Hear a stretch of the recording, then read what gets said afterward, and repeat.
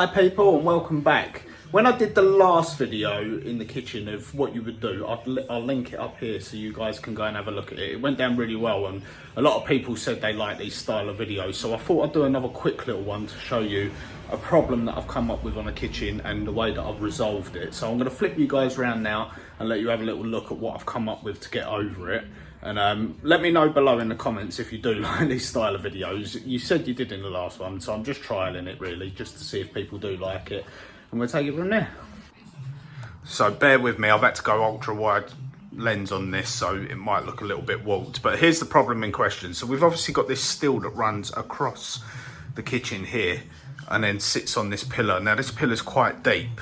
And then the other problem that I've got is this bit of wall is set back 40 mil from this bit of wall in here. So you can see on the base unit, it's not really made any problem. I've just cut the back of the unit out.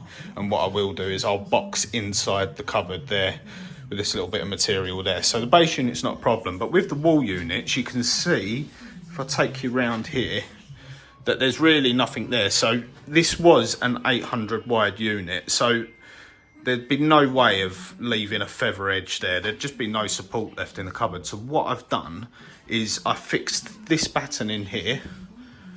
So it's effectively gonna look like that side of that cupboard's there.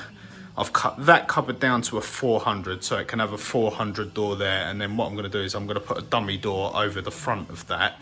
It's a shame because we're gonna lose this bit of space in here, but I really couldn't think of a better way of doing it. So yeah, let me know if you would have done anything differently. This is going to be like a theme of videos that I'm going to run on my channel of like, what would you do in this scenario? So yeah, I just thought I'd give you guys a little look at it and then find out what you would do.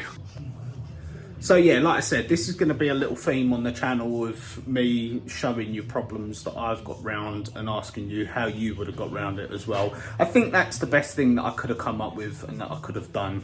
But yeah, I like to put these questions out because, you know, we're always learning. Every day's a school day, and I like to find out if you would have had a better idea of a way of doing it, or if not, if you just think, yeah, that's a good idea, you might get something from this video. If not, let me know in the comments below. Cheers.